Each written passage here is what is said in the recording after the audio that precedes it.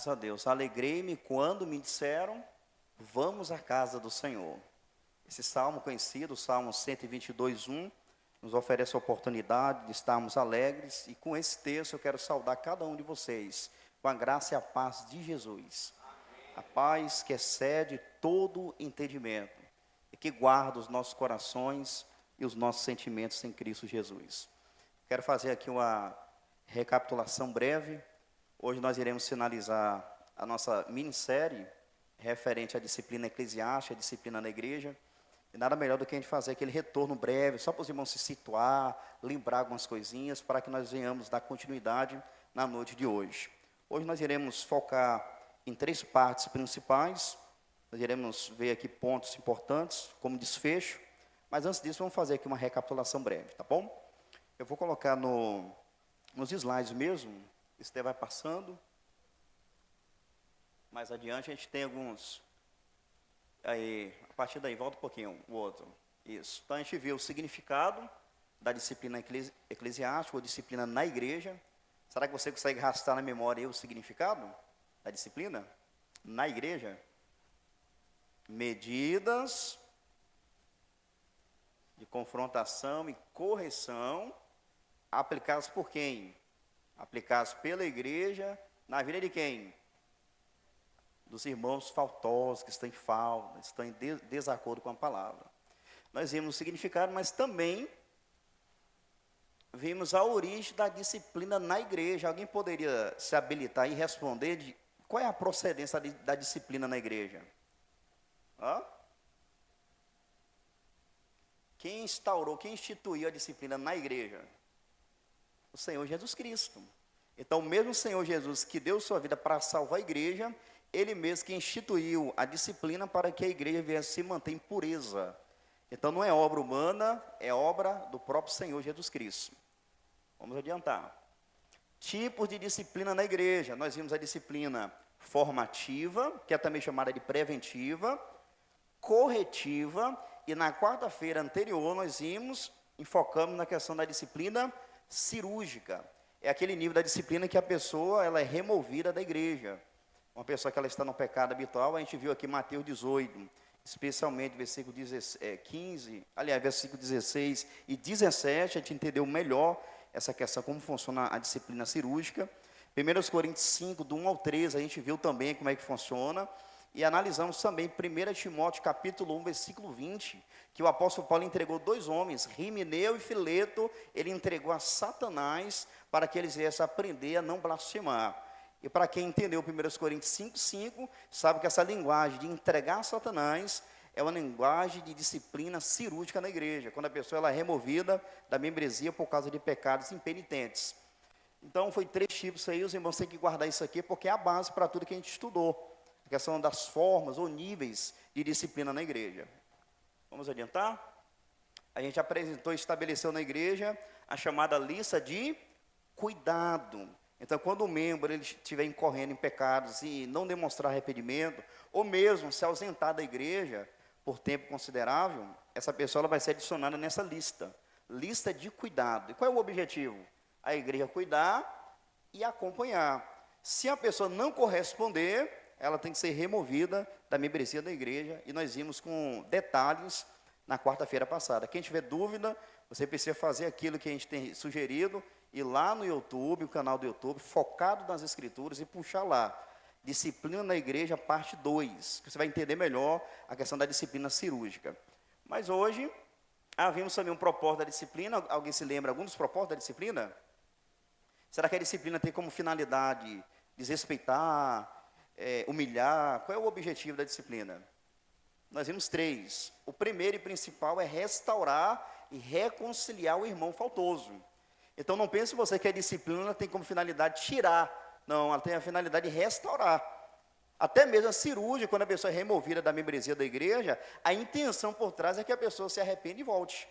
E a gente viu isso biblicamente, ok? Não foi especulação, não foi ideias do pastor, a gente viu no texto bíblico, a palavra do bondoso Deus explicando como é que funciona isso. E nós vimos também um segundo propósito, que é proteger a pureza da igreja. 1 Coríntios 5, aquele homem que havia tomado liberdade com a mulher do pai, estava dentro da igreja, os irmãos não tinham tomado nenhuma medida. Paulo diz que ainda que ele estava ausente no corpo, ele estava presente no espírito. Ele havia determinado que aquela pessoa fosse removida da igreja, fosse entregue a Satanás para a destruição da carne, para que o espírito fosse salvo no dia do Senhor. E Paulo vai usar uma linguagem muito interessante, dizendo que um pouco de fermento faz levedar toda a massa. A linguagem de Paulo ali era o seguinte: aquele irmão que estava em pecado flagrante, escandaloso no meio da igreja, ele estava servindo de fermento no meio da massa. E Paulo diz que os irmãos deveriam se alimpar do fermento velho. Versículo 13 ele diz: tirai dentre vós esse iníquo. Então aquele membro da igreja, ele chegou numa condição tão deplorável, que até mesmo entre os pagãos, que eram por vezes imorais, eles não admitiam a questão do incesto. E aquele moço, aquele homem, estava tomando liberdade com a mulher do pai, e a igreja não havia tomado nenhuma medida. Pelo contrário, a igreja, segundo Paulo, ela estava inchada, ela estava inflada, como que se orgulhando, possivelmente pelo fato daquele homem ser uma pessoa de influência da igreja, uma pessoa de status. Os irmãos não tomaram nenhuma medida, e Paulo falou: olha, é necessário retirar, porque um pouco de fermento leveda toda a massa. Então, para proteger a pureza da igreja, a disciplina eclesiástica, no seu aspecto cirúrgico, bem como nos seus outros aspectos, tem como finalidade proteger a pureza da igreja. Em terceiro lugar, a gente viu que é para evitar que o pecado se espalhe, porque quando não há disciplina na igreja, a tendência é o pecado, ele ser espalhado, ele contaminar toda a massa. Então, foram propósitos que nós vimos. O ambiente da disciplina na igreja. Quem se lembra qual é o ambiente da disciplina na igreja?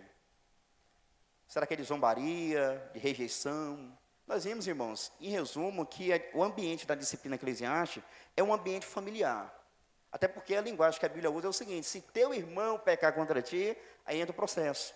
Mostrando que a disciplina não é um assunto que é tratado num ambiente de falta de temor, falta de espiritualidade. Pelo contrário, é um ambiente familiar, que exige de nós espiritualidade, porque Jesus, ele está presente no momento que a disciplina é aplicada. Então é algo que envolve humildade, mansidão, que envolve amor. A gente viu isso na quarta-feira passada, o ambiente da disciplina. E hoje nós iremos aqui em continuidade ver 3 tópicos maiores. Nós veremos casos passíveis de uma pessoa ser disciplinada na igreja, implicações da disciplina na igreja e, por fim, a importância da disciplina na igreja. Então hoje, casos passíveis de disciplina na igreja. Então nós iremos retomar alguns textos que a gente já olhou nas quartas-feiras anteriores, e vamos entender o que pode levar uma pessoa na igreja a ser disciplinada. Seja a disciplina formativa, a disciplina corretiva e até mesmo a disciplina cirúrgica. O que pode levar? Só que antes disso, me permita aqui uma palavra de observação. Se um cristão, ele ainda não é membro da igreja local, se ele incorrer em pecados flagrantes, em pecados em que ele demonstra, às vezes, nem arrependimento, qual é a medida da igreja, uma vez que ele ainda não é membro da igreja?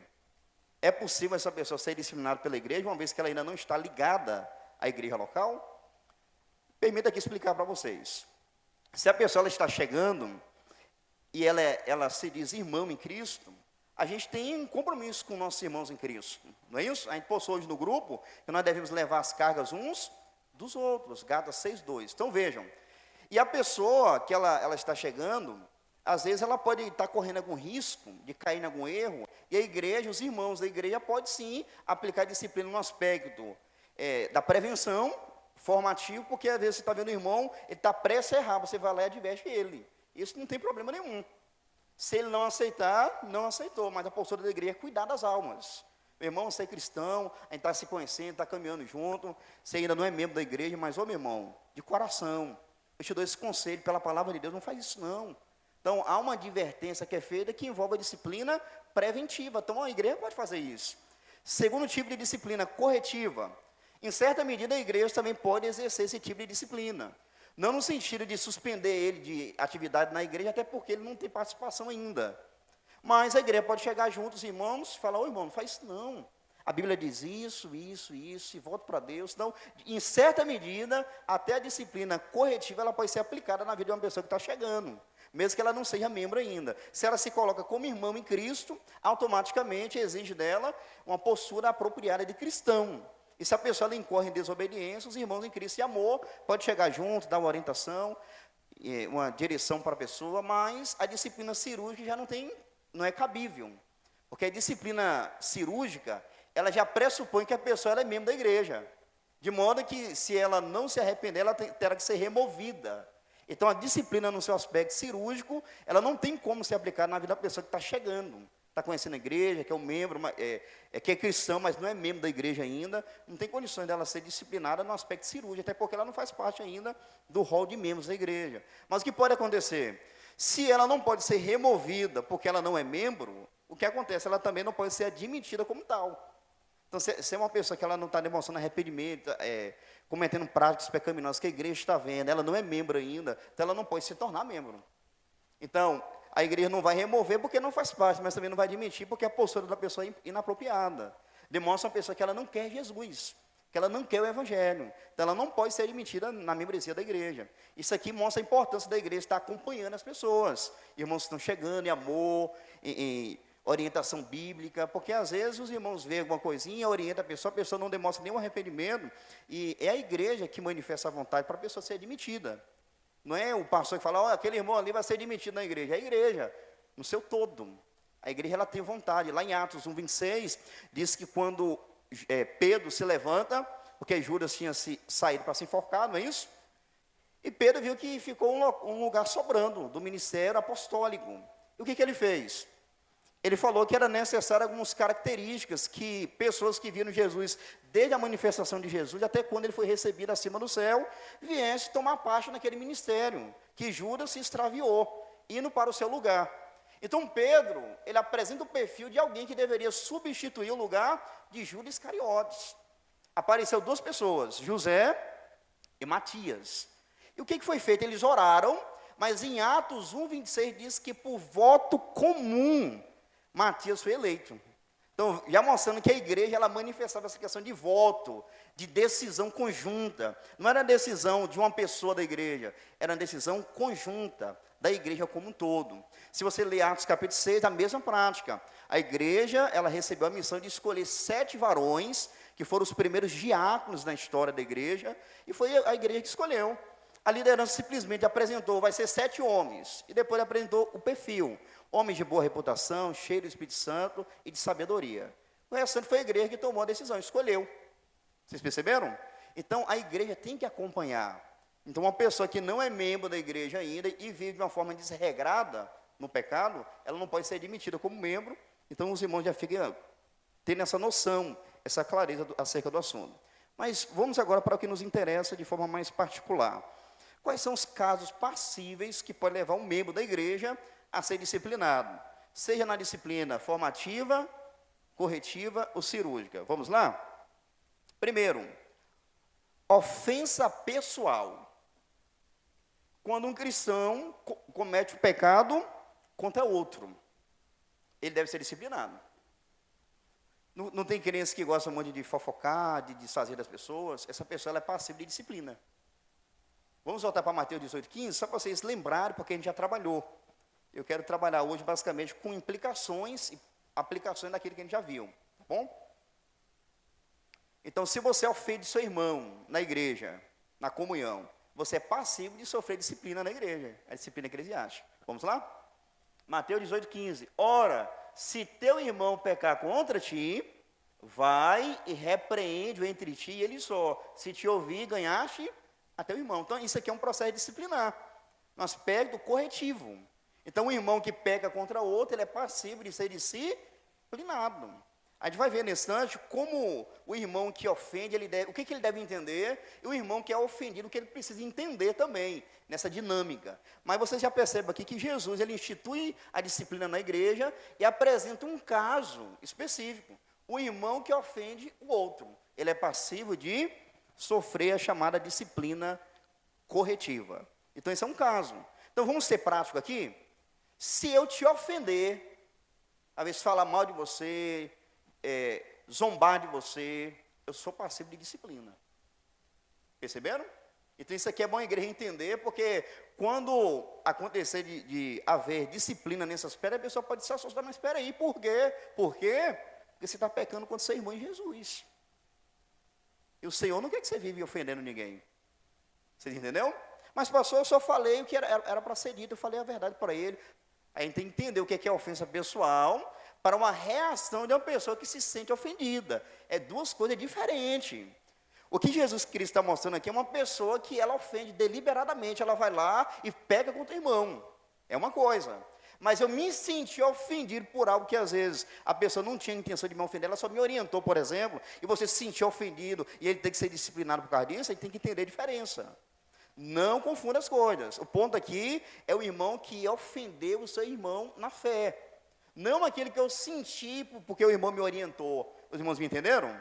Então isso aqui é um caso de disciplina. Pode levar a pessoa a ser disciplinada. Segundo lugar, o irmão que cai em algum erro. Ou ele foi pego em algum erro, ou ele cai em algum pecado, e a igreja chega junto para poder ajudar ele. Isso envolve a disciplina também corretiva. Gálatas 6:1. Isso aqui é bom que a gente vai revisitar muito daquilo que a gente já estudou. A gente só está aqui colocando uma nova abordagem. Olha o que está escrito. Ora, aliás, não colocou ainda não, né? Está valendo ali. Gálatas 6:1. Irmãos, se algum homem chegar a ser surpreendido em alguma ofensa, ou seja, em algum pecado, vós que sois espirituais, façais o quê? Encaminhai o tal com espírito de mansidão, olhando por ti mesmo, para que não sejas também tentado. Ou seja, o irmão caiu em um pecado. O que a igreja deve fazer? Vós que sois espirituais, encaminhai o tal. A palavra encaminhar é corrigir. Então, quando uma pessoa ela peca, irmãos, um cristão peca, ele está ficando desajustado. Então, aqueles que são espirituais, que são os crentes cheios do Espírito Santo, devem chegar junto e orientar, irmão, nem assim não, Deus não se agrada disso, a Bíblia diz isso, isso e isso. Então, a igreja chega junto, igreja espiritual, com espírito de mansidão, mas ela chega junta. Então, veja, uma pessoa que ela cai em pecados públicos, ela é passível da disciplina. Terceiro lugar, o irmão que é intruso e ocioso. Então, aqui um caso que a gente vai ler na Bíblia, a gente já explicou para vocês, é um caso de irmão que fica de forma ociosa e se intrometendo na vida alheia. Paulo vai dizer que essa pessoa, um membro que se porta dessa forma, tem que ser disciplinado. É aquela pessoa que tem tanta coisa para fazer, mas ela fica de forma ociosa e se intrometendo na vida das pessoas. Colocando o dedo, dando sugestões demais, falando demais, questionando demais. Paulo vai dizer que essa pessoa é passível de disciplina. 2 Tessalonicenses, capítulo 3. Vamos ler ali o versículo 6 e depois 14 e 15, tá bom?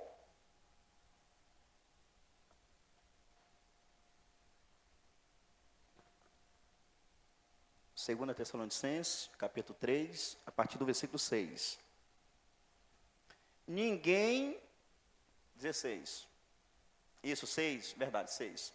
Mandamos, porém, irmãos, em nome de nosso Senhor Jesus Cristo, que vos aparteis de todo irmão que andar desordenadamente, e não segundo a tradição que de nós recebeu. Eu já expliquei para vocês esse texto. Havia na igreja alguns crentes que estavam ficando preguiçosos. E sabe qual era o motivo da preguiça deles? Eles sabiam receber a mensagem do apóstolo Paulo na primeira carta aos Tessalonicenses, que o Senhor Jesus voltaria. E eles, possivelmente segundo o capítulo 2 dessa carta aqui, o capítulo 2, Paulo mostrou que algumas pessoas estavam escrevendo cartas, epístola, em nome de Paulo, pelo que tudo indica, e estava distorcendo algumas coisinhas em relação ao retorno de Jesus na mente dos irmãos. E os irmãos passaram a entender o seguinte, alguns irmãos, não todos, espera aí, se o Senhor Jesus está perto de voltar, eu vou ter que deixar meu trabalho. Eu vou ter que deixar meu trabalho porque eu tenho que esperar Jesus voltar e eu tenho que estar pronto. Aí eles começaram a deixar o trabalho. Abandonou o trabalho. E sabe o que eles faziam? Paulo vai mostrar nesse capítulo 3, que além deles ter deixado o trabalho, passou a necessitar da ajuda da igreja e ficava se intrometendo na vida dos irmãos. Não era ajudando, era se intrometendo. Aí Paulo disse, que vos aparteis de todo irmão que andar assim, de forma desordenada. E a palavra apartar aqui, ela envolve a questão da disciplina.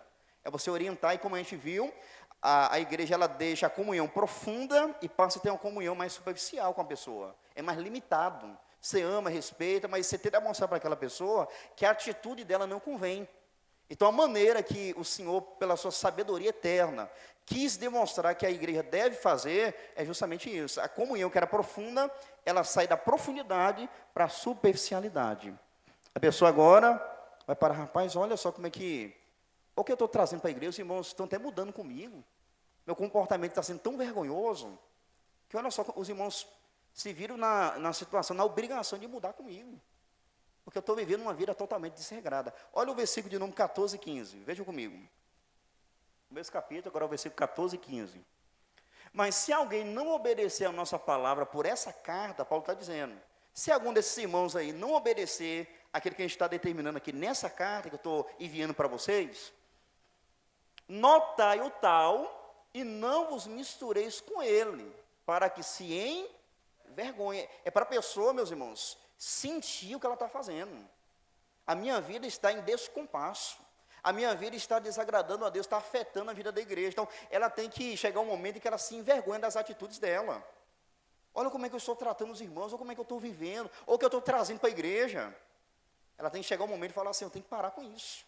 Eu tenho que romper com essas práticas que eu estou cometendo. A pessoa tem que se envergonhar.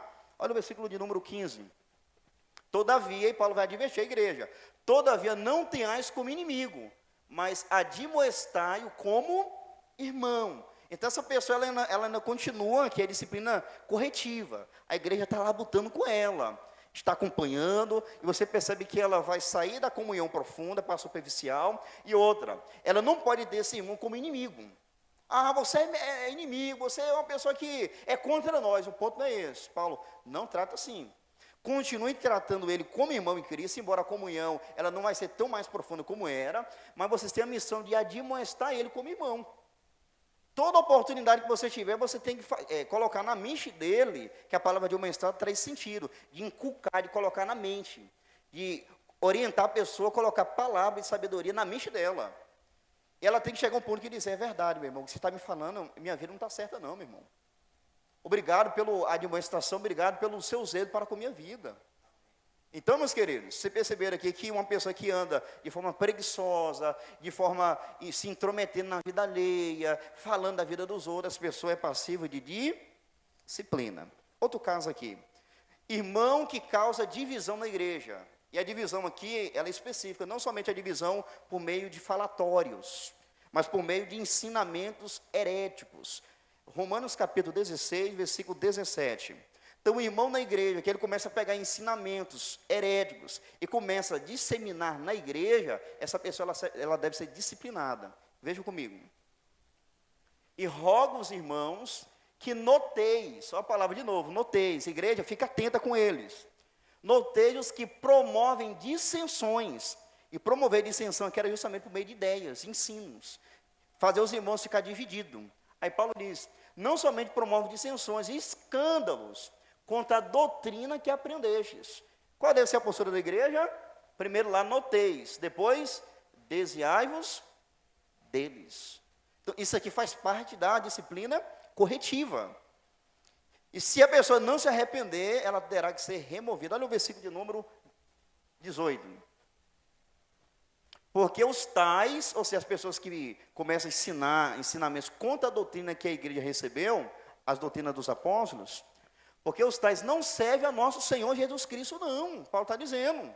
Esses aí que estão com essas ideias novas na igreja, dividindo a igreja, trazendo dissensão à igreja, trazendo escândalo contra a doutrina do Senhor Jesus, esses tais não servem ao nosso Senhor Jesus Cristo, mas ao seu ventre. A ideia aí é aquelas pessoas que começam a trazer ensinamentos para a sua própria gratificação.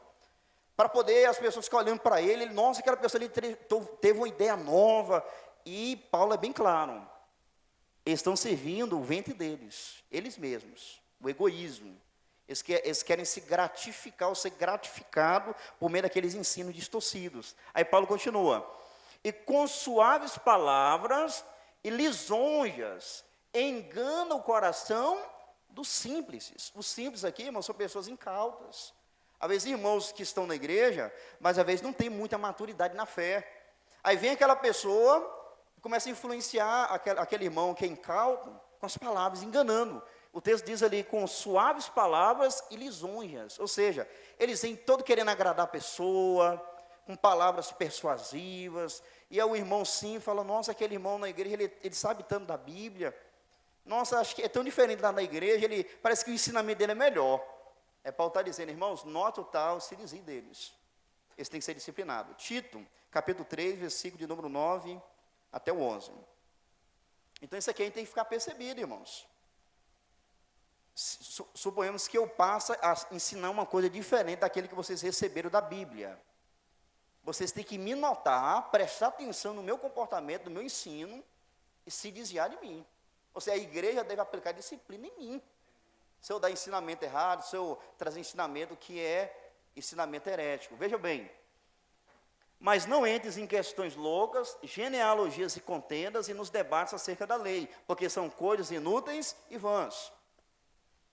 Ao homem herege, depois de uma e outra admoestação, evita-o. Então vocês percebem aqui que Paulo, em relação a isso, ele é mais incisivo. A pessoa está com um ensinamento herético, um pensamento contrário que vocês receberam da sã doutrina. O que vocês devem fazer? A igreja, olha, depois de uma e outra admoestação, a igreja vai tentar, vai uma vez. Meu caro, o ensinamento que você está transmitindo aí, no grupo dos irmãos, às vezes ele não tem oportunidade no púlpito, mas entre os irmãos ele começa a disseminar as ideias. Aí os irmãos, rapaz, isso é interessante. É verdade que você fala, tem sentido. Aí Paulo fala, sabe como é que vocês devem tratar essas pessoas, o homem herege? Depois de uma e outra admoestação, evita-o. Tenta uma vez, se ele não corresponder, tenta outra vez, se ele não corresponder, evita-o. Disciplina aqui, meus irmãos, envolvendo um aspecto cirúrgico. Olha só o versículo de número 11. Sabendo que esse tal está o quê?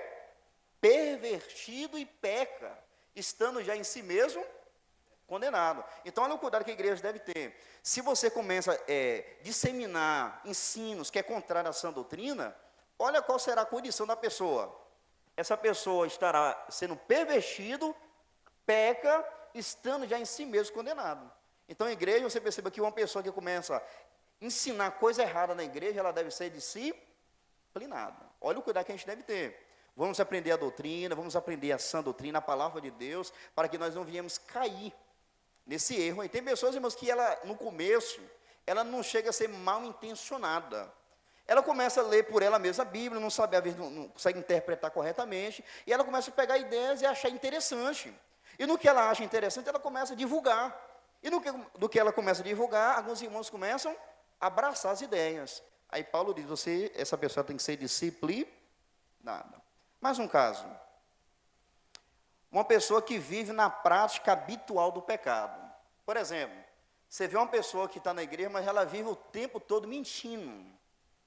Você está vendo a pessoa perto de você o tempo todo com mentira.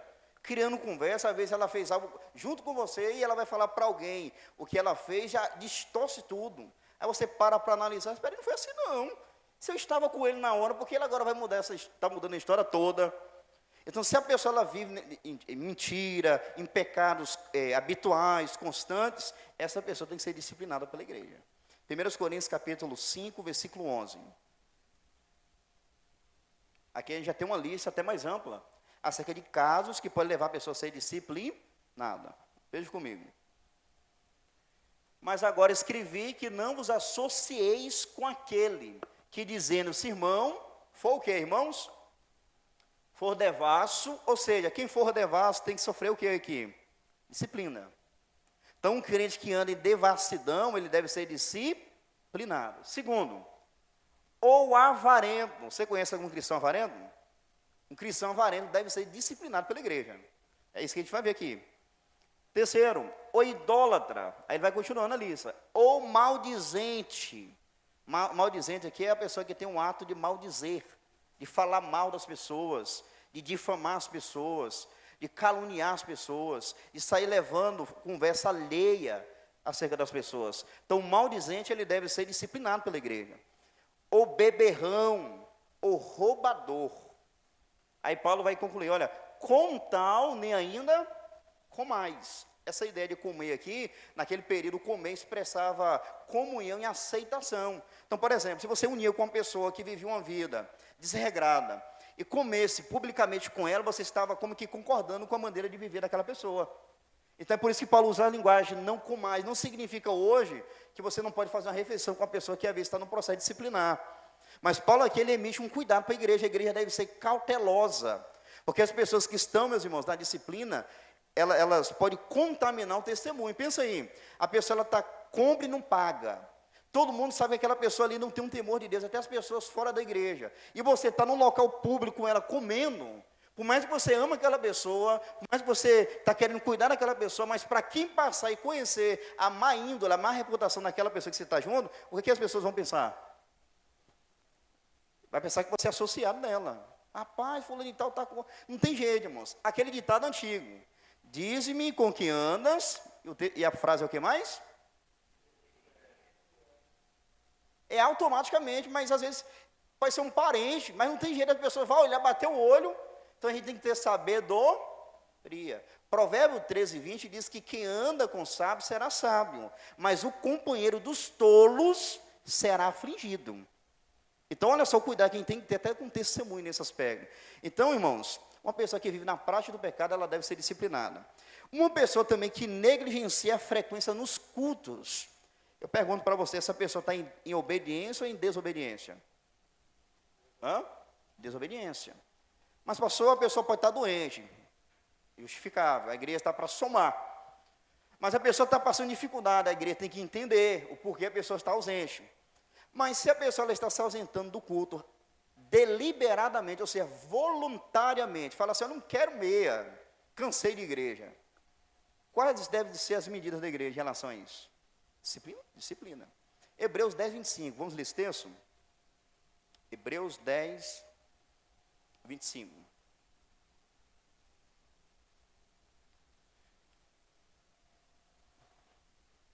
Vamos ler juntos? Não deixando a nossa congregação, como é costume de alguns. Então percebam, qual é a ordem ali, irmãos? A ordem proibitiva. Vocês conseguem perceber? Qual é a ordem proibitiva?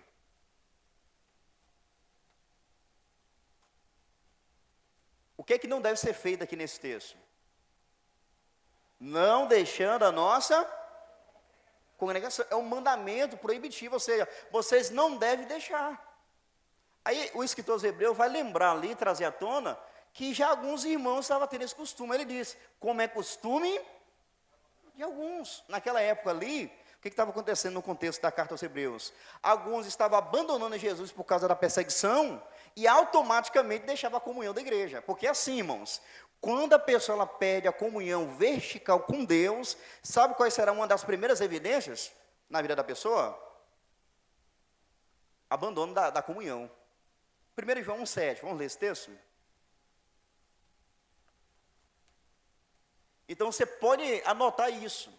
Quando a pessoa não está bem com o Senhor, uma das primeiras manifestações dos sintomas que são manifestos, a pessoa ela não querer muita comunhão com os irmãos. Porque uma coisa, irmão, está ligada à outra. Quem tem comunhão vertical com Deus, tem comunhão horizontal com o seu povo. Olha o que João disse. 1 João capítulo 1, versículo 7. Mas se andarmos na luz, como ele na luz está, o que acontece? Automaticamente, temos comunhão uns com os outros. E o sangue de Jesus Cristo, o seu sangue nos purifica de todo o pecado. Então, quem anda na luz, como se na luz está, ou seja, quem tem comunhão com Deus, vai ter comunhão com seus irmãos. Mas, o contrário também é verdade. Quando a pessoa perde a comunhão com Deus, você pode notar isso. A pessoa não quer muito conversa com os irmãos. Tem umas pessoas que quando vê o irmão na rua, vê de longe, ele já dá um jeito de cortar caminho. Então, afeto, irmãos, é algo que acontece de forma simultânea. Comunhão com Deus prejudicada, comunhão fraternal prejudicada também.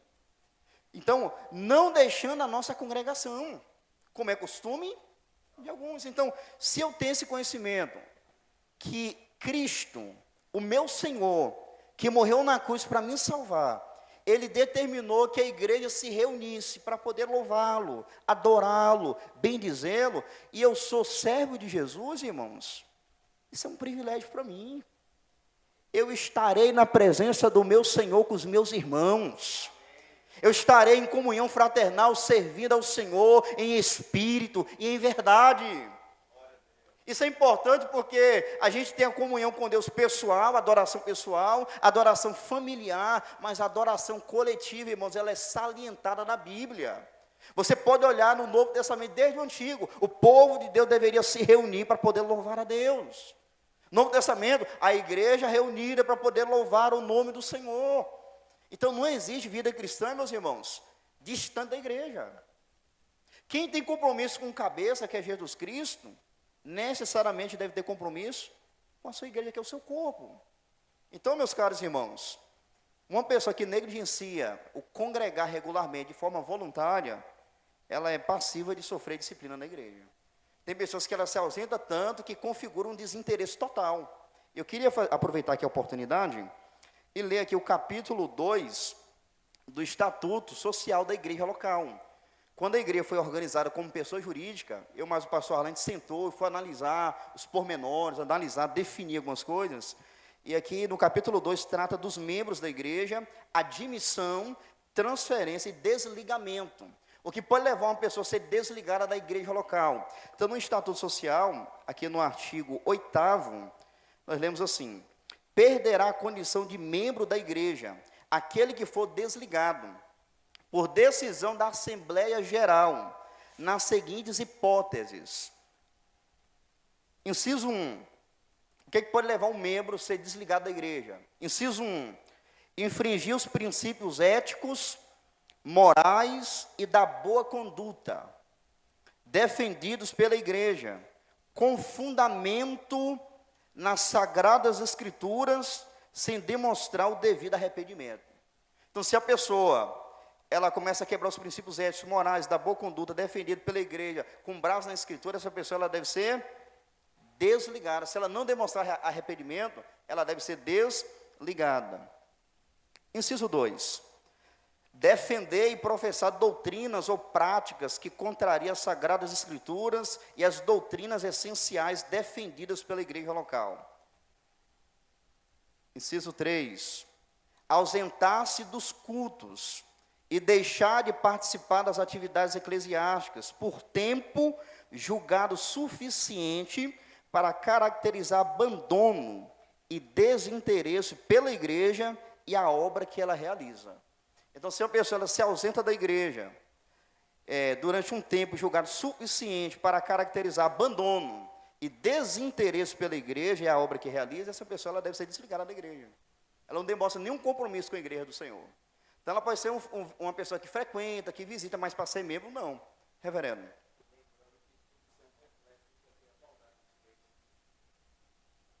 O pastor Arlan aqui faz a ressalva maravilhosa, que tudo isso aqui que está no Estatuto Social da igreja, reflete tudo aquilo que a gente já viu aqui acerca da disciplina na igreja. Então, meus caros irmãos, a gente tem que entender isso, porque uma pessoa que ela se ausenta da igreja em um tempo considerável, que configura um abandono, um desinteresse pela igreja e a obra que ela realiza, essa pessoa ela não tem nenhum vínculo. Ela tem que ser removida da igreja local. Os irmãos acompanharam direitinho até aqui? Agora vamos ver algumas implicações. O negócio vai esquentar agora. Implicações da disciplina na igreja. Eu tenho uma questão aqui interessante para levantar e tratar com vocês. Será que um membro na igreja, se for disciplinado, ele pode participar da ceia do Senhor? Repito, o membro da igreja foi disciplinado, ele pode participar da ceia do Senhor? Um cristão disciplinado? Que pergunta que eu fiz, hein? Eu levantei aqui. Esse ponto aqui, meus irmãos, ele é bastante discutido, sabe por quê? Porque denominações diferentes têm uma postura diferente para essa situação. Mas o que acontece? Como a igreja local lida com essa questão? Uma pessoa que está disciplinada, ela pode ou não participar da ceia do Senhor? Eu coloquei aqui o seguinte: depende. Aí você agora tem que perguntar, pastor, depende de quê, né? Depende do tipo de disciplina e da forma que a pessoa reage à disciplina. Por exemplo, na disciplina formativa, a pessoa não chegou a cometer o pecado. É prevenção, você adverte a pessoa. Você chega até ela, adverte. Então, ela não pecou. Então, ela sofreu disciplina formativa, foi orientada, obteve mais conhecimento e clareza acerca da vontade do Senhor Jesus. Então, é uma questão à parte. Mas na disciplina corretiva, Será que a pessoa que sofreu disciplina corretiva, ela pode participar da ceia do Senhor? Meus irmãos, eu quero que vocês prestem bastante atenção nisso aqui, porque a gente está aprendendo, e a gente está aprendendo não é somente para conhecer, não, é para aplicar na igreja. Então, quando haver necessidade de aplicar, vocês têm que ter entendido o que eu estou falando aqui, tá bom? A pessoa ela foi disciplinada, uma disciplina corretiva. Por exemplo, ela começou a fazer alguma coisinha inapropriada, às vezes pregava, ou ensinava, ou cantava, ela vai ser suspensa, vai ser acompanhada pela igreja, para ser restaurada, para voltar para a comunhão com o Senhor. Então, essa pessoa que foi disciplinada, ela fala assim, pastor, igreja, eu me arrependo do que eu fiz, meus irmãos. Quero honrar o Senhor, obrigado pelo apoio, eu quero agradar a Jesus Cristo. Eu sinto muito pelo que eu fiz, e ter maculado a palavra de Deus, maculado a comunhão cristã, porque o pecado de um membro da igreja afeta a igreja, viu? O pecado de um cristão na igreja afeta a igreja. A pessoa se retrata e fala, irmãos, me ajude, porque eu quero seguir avante com Jesus. Essa pessoa, vocês perceberam que ela demonstra que se arrependeu, sim ou não? Sim. Então, para um cristão, mesmo no processo disciplinar, que ele demonstra arrependimento genuíno e verdadeiro, ele pode participar da ceia. E sabe por que eu falo isso, que ele pode participar da ceia? Em primeiro lugar, porque a ceia é para pecadores arrependidos. Se ele realmente se arrependeu, e o propósito, vocês têm que lembrar que um dos propósitos da disciplina é fazer o que com o membro? Restaurar. A pessoa se arrependeu, quer Jesus, ela está sendo agora, entrando num processo de restauração. E ela quer obedecer a Jesus, honrar Jesus, agradar a Jesus, fazer a diferença, dar a Deus a devida glória. Essa pessoa ela pode participar. Os irmãos entenderam?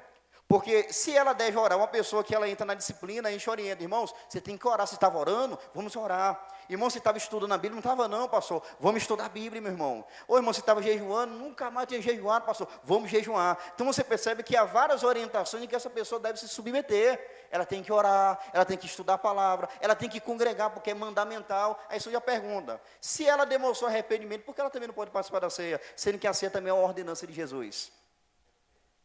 Vocês entenderam? Mas aqui é uma pessoa que demonstrou genuíno arrependimento. Vocês entenderam? Se a pessoa ela não demonstrar, meus irmãos, arrependimento, porque Mateus 3,8 diz, produzir, pois, frutos dignos de arrependimento. Quando uma pessoa se arrepende do pecado, irmãos, ela demonstra isso. Ela não é aquela pessoa, irmão, eu me arrependi, e você vê que a pessoa parece que não teve arrependimento nenhum, é algo que fica visível. Quando a pessoa se arrepende, ela produz fruto de arrependimento. Então, ela pode participar. Examine, pois, o homem a si mesmo. Ela vai fazer o autoexame rigoroso. Falar, não, peraí, eu pequei, mas eu quero Jesus, me arrependi dos meus pecados, eu quero honrar o nome do meu Senhor. Então, ela pode participar. Os irmãos me entenderam? Já se a pessoa ela sofrer disciplina cirúrgica, ela pode participar, pastor? Ela não pode e nem deve. Porque ela não está ligada ao corpo de Jesus Cristo. E a ceia, meus irmãos, envolve não somente comunhão, como a gente viu, comunhão direta com o Senhor, mas comunhão com a sua igreja. É o corpo. Então, uma pessoa que foi removida da igreja, ela não deve participar. Ela não pode participar, nem deve participar da ceia do Senhor. Mas se ela estiver na disciplina cirúrgica, corretiva, e ela se submete, ela pode sim participar da ceia do Senhor. Os irmãos me entenderam? Agora, como os irmãos disciplinados devem ser tratados? Para os irmãos que sofreram disciplina corretiva, como é que a igreja deve tratar ela? Os irmãos se lembram de alguma coisa? Tratamento. Porque isso aqui é bom a gente trazer à memória e reforçar, porque às vezes pode haver necessidade de o irmão ser disciplinado na igreja, e a igreja esquecer como ela deve tratar o irmão disciplinado. E aqui é disciplina corretiva. Eu vou resumir para vocês com base naquilo que a gente já leu nesse instante. 4 coisas aqui. O irmão deve ser notado, então a igreja ela tem que ficar percebida na postura da pessoa. Segundo, a igreja deve evitar comunhão profunda com a pessoa, sair da comunhão profunda para uma comunhão superficial. Terceiro, ele não deve ser tratado como inimigo. A gente está falando de irmão que está sofrendo disciplina corretiva. Então, ele é uma pessoa que está ali ainda, no convívio da igreja, quer servir ao Senhor. Então, a igreja não deve desmerecer e tratá-lo como inimigo. A gente viu nesse instante. Quarto, a igreja ela deve admoestar constantemente aquele irmão. Deu para pegar aí? Então, Então, primeiro você vai fazer o quê? Notar. A igreja tem que ficar alarmada em relação a isso, atenta, observando. Segundo, a igreja ela sai da comunhão profunda para uma comunhão superficial, conforme a gente viu. Terceiro, o que a igreja faz? Ela não trata aquela pessoa como inimigo. E quarto, a igreja admoesta constantemente aquele irmão. Deu para pegar aí? E no caso de uma pessoa que foi removida da igreja, qual é o tratamento? Quem se lembra? A pessoa foi removida da igreja, desligada da igreja. Como a igreja passará a tratar essa pessoa que foi desligada dela? Pode responder, gente.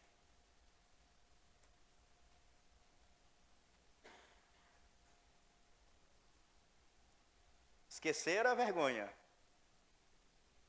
Ajudar vocês. A pessoa que ela foi removida da igreja, Jesus Cristo diz, considera-o como gentil e publicano. Você se lembra da explicação que eu dei sobre isso? A gente vai continuar tratando a pessoa como se fosse um irmão em Cristo? Não. Considera-o como gentil e publicano, ou seja, como uma pessoa descrente. E como é que a gente trata a pessoa descrente? A gente desfaz? Não. A gente deixa de orar? Não. A gente deixa de pregar? Não. A gente deixa de convidar para vir para a igreja? Não. Só que o tratamento agora não é de um cristão, é de uma pessoa descrente. Os irmãos entenderam? Jesus Cristo diz, consideram como gentil e publicano. Cristo que falou. Então não é para você desfazer da pessoa, você só não vai tratar ela como irmão na fé.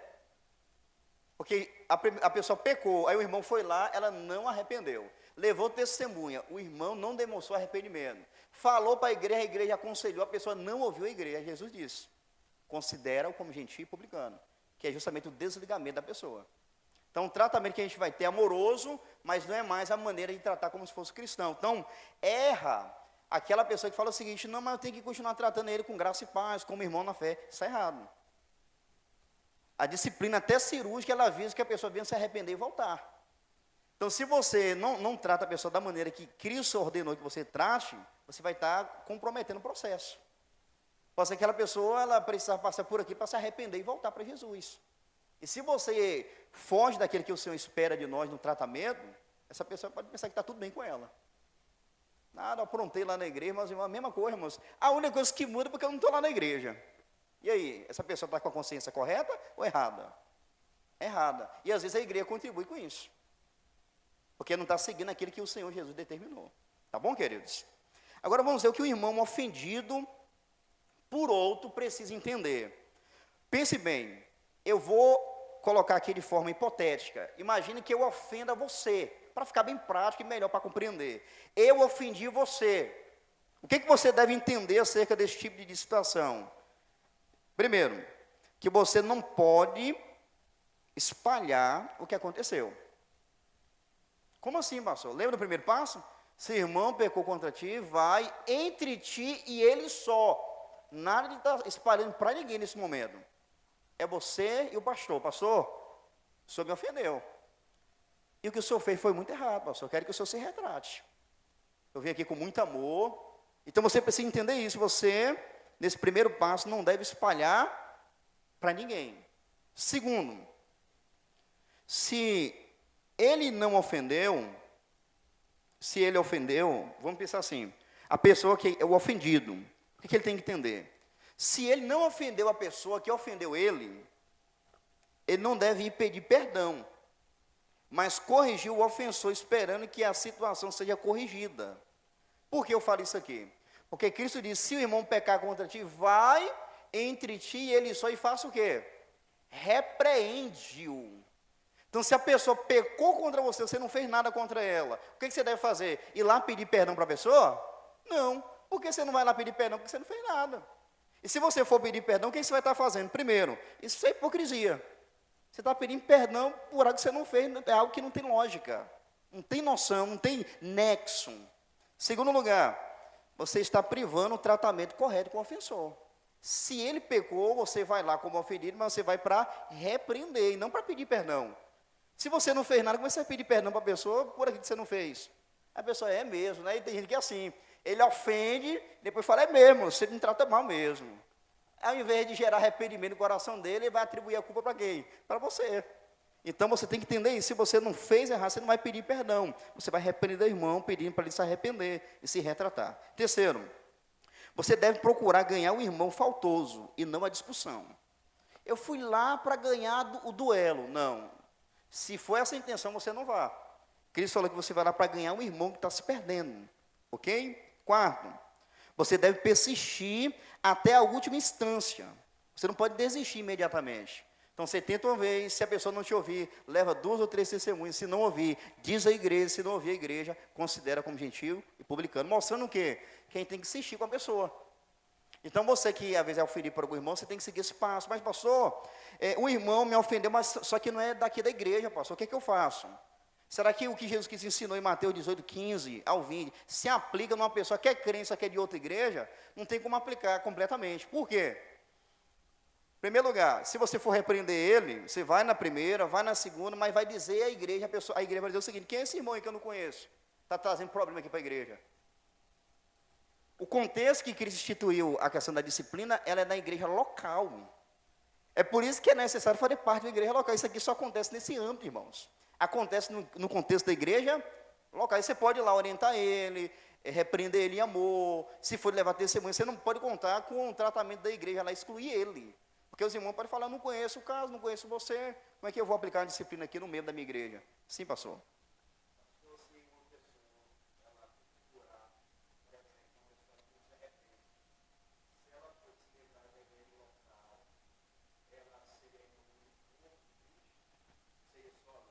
Isso aqui é muito profundo. O pastor está perguntando o seguinte: uma pessoa pecou na igreja de maneira que ela não demonstrou arrependimento e ela foi desligada da igreja local.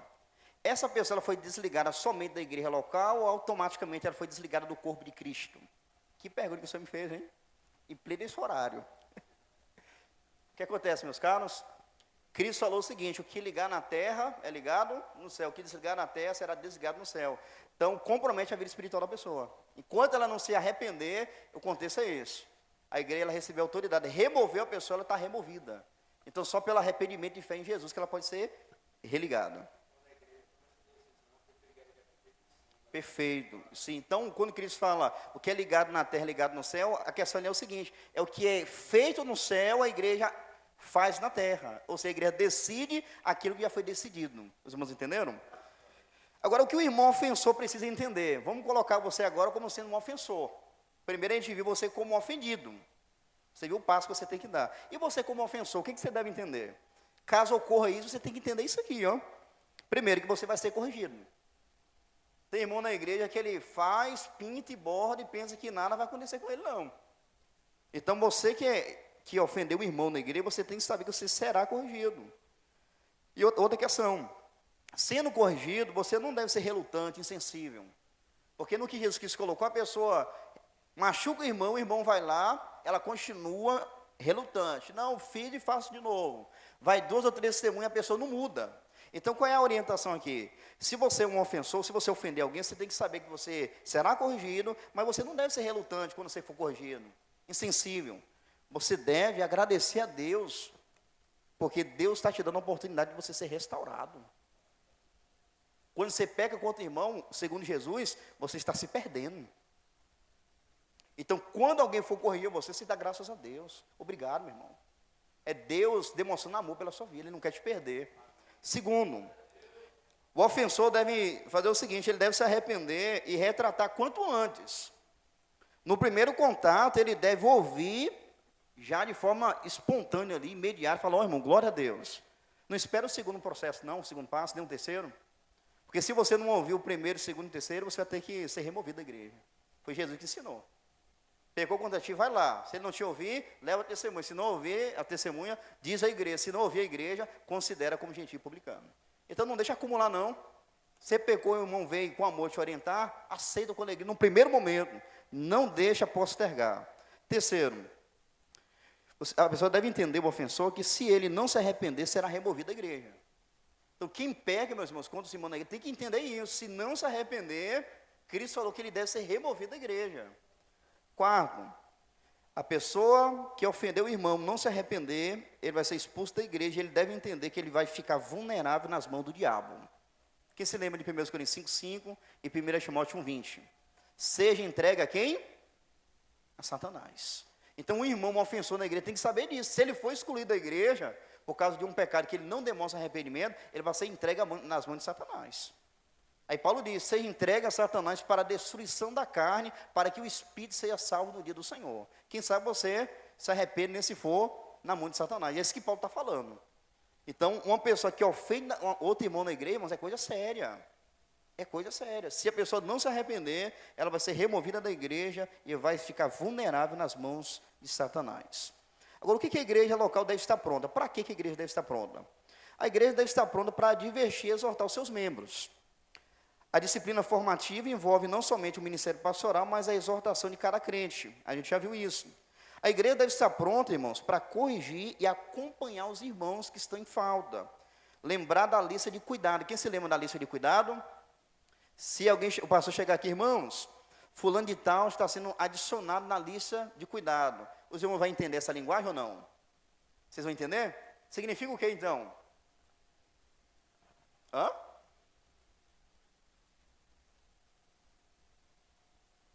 Irmão Joaquim, a partir de hoje, está sendo adicionado na lista de cuidado. O que a igreja vai entender com essa expressão? Que esse irmão está tendo problemas, pode ser problema éticos, morais, pode ser problema só o fato dela estar negligenciando os cultos, enfim, mas é uma pessoa que precisa do cuidado atencioso da igreja. Então, se eu falei que Joaquim entrou na lista de cuidados, os irmãos já sabem, Joaquim precisa da minha ajuda. Eu tenho que orar para o Joaquim, eu tenho que visitar Joaquim, eu tenho que mandar uma mensagem para Joaquim, eu tenho que ligar para Joaquim, eu tenho que ter um momento com Joaquim, eu tenho que lutar pela vida de Joaquim. Então, lista de cuidado, o objetivo é cuidar, acompanhar. E se a pessoa não corresponder ao cuidado da igreja, aí sim, ela pode ser removida da igreja. Ok, meus irmãos? A igreja também precisa entender, está pronta para excluir um membro impenitente. Tratar essa pessoa como descrente e, sendo assim, pregar o evangelho. Quarto, a igreja deve estar pronta para não difamar, para não espalhar a situação. Quem procede assim deve ser também disciplinado. Deixa eu explicar isso aqui. Então, vamos pensar que uma pessoa foi removida da igreja. Aí o membro da igreja começa a espalhar para todo mundo, para a família, começa a espalhar para amiguinhos, começa a falar para terceiros. O irmão lá na igreja, moço, fulano de tal, que mora ali na frente, perto da sua casa aqui. Tem o quê, moço? Você não soube não, foi excluído lá da igreja. O cristão não pode fazer isso não. É um tratamento que houve dentro da igreja, no contexto da igreja. Se você sair espalhando, você agora vai ser passivo de ser disciplinado. Pensa aí, pastor Arlen, rapaz, o irmão na igreja lá foi excluído, removido da igreja, aí chega espalhando para todo mundo. Se vocês tomarem conhecimento, vocês têm que ser rápido e aplicar disciplina na minha vida. Porque isso aqui, meus irmãos, disciplina é um assunto de família. É a igreja de Jesus. Aí não pode comprometer a igreja de Jesus, não. Aquela pessoa lá, ela pode se arrepender, pode voltar, e pense em você sair maculando um testemunho dela, a vida dela. Então, a igreja deve estar pronta também para isso, para não difamar, para não espalhar a situação. O que acontece aqui nessa questão é muito séria. Pensa aí, um irmão da igreja começa a espalhar a vida do irmão, do outro, a pessoa pode até processar a igreja por causa de você. Já pensou? Processar a igreja porque eu estou sendo difamado, minha vida está sendo espalhada para todo mundo aí. Já pensou uma coisa dessa acontecer? Que pode acontecer. Depois que a igreja deve estar pronta para não difamar, não espalhar a situação. E outra questão, irmãos. A igreja ela nunca pode tratar as pessoas como se fosse melhor do que os irmãos. Né? Tem gente que é assim, caiu, né, varão? Caiu, né, varoa? Com coisa que está acima, nada disso. A gente já viu que o ambiente, irmãos, tudo é para a glória de Deus. Aí tem que amar, respeitar. Se chegar o momento da pessoa ser excluída, ele não vai fazer isso com alegria, não, irmãos. É com lágrimas. É com choro. Não é com satisfação, não. Tem pessoas que quando vai fazer, acontece alguma coisa dessa, a gente fica alegre. A igreja se entristece com isso, irmãos. Ela faz em pranto. Ela obedece a Jesus, faz o que Jesus determinou, mas em prantos. Porque aquela alma ali está sendo entregue na mão de Satanás. 1 Coríntios 5, 5. Tá bom, queridos? Agora, qual a importância da disciplina? Para a gente fechar aqui. Como o pessoal diz, fechar com chave de ouro. Qual é a importância? Irmãos, a disciplina na igreja é tão importante que se a igreja não aplicar a disciplina, a igreja perde a aprovação divina. Se a igreja deixar de aplicar a disciplina, ela perde a aprovação divina, porque foi o Senhor Deus que determinou que isso ocorresse. Vamos ler Apocalipse 2:20? Cristo ele tem uma reprimenda para a igreja, e aqui em Apocalipse 2:20, quando a gente chegar lá no capítulo 2 de Apocalipse, vocês vão ver. Mas olha só, Apocalipse 2:20, olha o que Cristo diz: mas tenho contra ti, contra a igreja. Olha só, Cristo está aprovando a igreja ou reprovando? Reprovando. Eu tenho contra vocês, tolerares que Jezabel, mulher que se diz profetiza, ensine e engane os meus servos, para que se prostituam e comam do sacrifício da idolatria. Ou seja, a gente vai entender o que significa isso, mas estava tendo uma influência de um ensinamento da igreja, e a igreja não estava tomando nenhuma medida.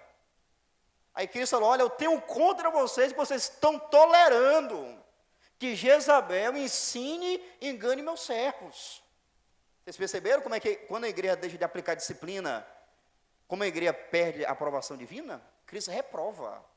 É isso que acontece, irmãos. Se a gente não aplicar disciplina formativa, corretiva e cirúrgica quando necessário, a gente vai perder a aprovação do Senhor.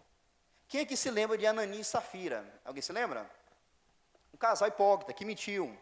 Eles viram todo mundo dando oferta na igreja, vendendo as propriedades, eles foram tocados e falaram o seguinte: a gente vai vender a nossa propriedade e a gente vai ofertar igual os irmãos fizeram. Barnabé fez, todo mundo está fazendo, nós iremos fazer também. Só que a Bíblia diz, irmãos, que quando Ananias e Safira pegou o dinheiro em mãos, né, o coração mudou. A intenção deles era pegar o valor e ajudar os irmãos. Pegar aquele valor completo e dar aos irmãos. Só que quando eles viram o dinheiro na mão, falaram: mulher, vou ficar com um pedacinho aí, né? Ficar com uma parte, vamos incubar uma parte aí, guardar uma partezinha. E a gente chega lá para os apóstolos e fala que foi por esse valor que ele vendeu. Quando Ananias chegou, o Espírito Santo revelou na hora para Pedro. E Pedro virou para ele e disse: Ananias, por que encher de Satanás o teu coração para mentir-te contra o Espírito Santo? Não mentiste a homem, mas a Deus. Aí Pedro falou: você tendo a propriedade não era sua? Você vendendo o dinheiro não era seu? E por que você vem mentir contra o Espírito Santo de Deus? Sabe o que aconteceu com Ananias na mesma hora? Deus fulminou ele caiu morto, expirou, na hora. Deus disciplinou ele de forma direta, caiu, morte, foi sepultado. Cerca de 3 horas depois, quem aparece? Eles haviam culiado, haviam combinado tudo. A mulher de 3 horas chegou com a mesma versão. E aí, mulher, vendeu lá o terreno, vendi, por quanto? Por X, eles fizeram um combinado. Sabe o que aconteceu com a mulher, de forma instantânea? Caiu e tombou, Deus matou ela na mesma hora. Aí alguém pode pensar: pastor, a disciplina na igreja pode prejudicar o testemunho da igreja. O que as pessoas do mundo vão falar? Se a igreja deveria andar unida, mas o irmão não quer se arrepender. Vamos deixar ele aí, pelo menos ele está dentro da igreja, pelo menos está no rol de membro da igreja. Aí sabe o que acontece? Quando a disciplina é aplicada, meus irmãos, Deus é glorificado. E olha só o que acontece. Vamos ler Atos 5, versículos 11 e 14. Então Deus matou Ananias e Safira. Disciplina direta divina. Deus aplicou disciplina. E qual foi a reação das pessoas e da igreja? Leia comigo. E houve um grande temor em toda a igreja, e em todos os que ouviram essas coisas. Caiu o temor na igreja, irmãos, respeito. Todo mundo começou a entender: as coisas de Deus não é brincadeira, não. As coisas de Deus não é para mentira, não. Todo mundo começou a ficar temente diante do Senhor, tanto os crentes da igreja, como as pessoas de fora. Versículo 12. E muitos sinais e prodígios eram feitos entre o povo e pelas mãos dos apóstolos, e estavam todos unanimemente no alpendre de Salomão. 13. Quanto aos outros, olha o que aconteceu aqui: ninguém ousava juntar-se com eles. O pessoal ouviu falar. Como é que é? Deus mata mentiroso, é? Rapaz, não quero entrar na igreja, não. Deus mata mentiroso, eu gosto de mentir. Eles ficaram com medo de se ajuntar à igreja. Mas o povo tinha-os em grande estima. Sabe o que aconteceu através da disciplina divina? As pessoas não queriam entrar por entrar, não, saber que as coisas de Deus é sério. Mas outra coisa, eles passaram a apreciar a igreja. Ter a igreja em grande estima. Ali é um povo de Deus, ali é povo sério. Qual era a ideia? Quem mente lá morre. Então, se esses daí não morreram, porque a igreja está no trilho. Então, vocês perceberam? Deus aplicou a disciplina, meus irmãos, as pessoas reagiram, ficaram temerosas, mas respeitavam a igreja. Aí a pergunta é, hoje as pessoas têm respeitado a igreja? Alguns chegam a dizer o seguinte, lá é convite salteadores, usa até texto da Bíblia para falar contra a igreja do Senhor Jesus. Por quê? Porque as pessoas não estão levando a sério a disciplina. Olha o versículo de número 14. Alguém poderia pensar assim, pastor, agora a igreja vai parar de crescer, agora não vai ter mais avanço do evangelho. Pelo contrário, irmãos, quando a disciplina é aplicada, olha o que acontece. E a multidão dos que criam no Senhor, tanto homens como mulheres, crescia cada vez mais. Mas quem entrava era crente de verdade. Vocês entenderam? A igreja não deixou de crescer, porque quando Deus age na igreja, meus irmãos, disciplinando, e a igreja se submete em disciplina, Deus é glorificado. A gente tem a aprovação divina na nossa vida. Quando não tem disciplina, a gente tem reprovação. Cristo vai dizer, eu tenho contra ti o tolerares a Jezabel e por aí vai. Mas a gente quer a aprovação divina, correto, irmãos? A gente não quer agradar homens, a gente quer agradar o Senhor. Outra questão que acontece, quando a igreja deixa de aplicar disciplina, ela perde os membros que estão desviando. É isso que acontece. Está pensando que vai ganhar a pessoa, você vai estar perdendo. A igreja vai perder aquela pessoa que, se ela não for disciplinada. Terceiro, a igreja perde o testemunho diante do mundo. Quarto, a igreja ela perde a autoridade de falar no nome do Senhor. Mas está havendo disciplina, queridos. Deus será glorificado, porque Ele instituiu a disciplina na igreja.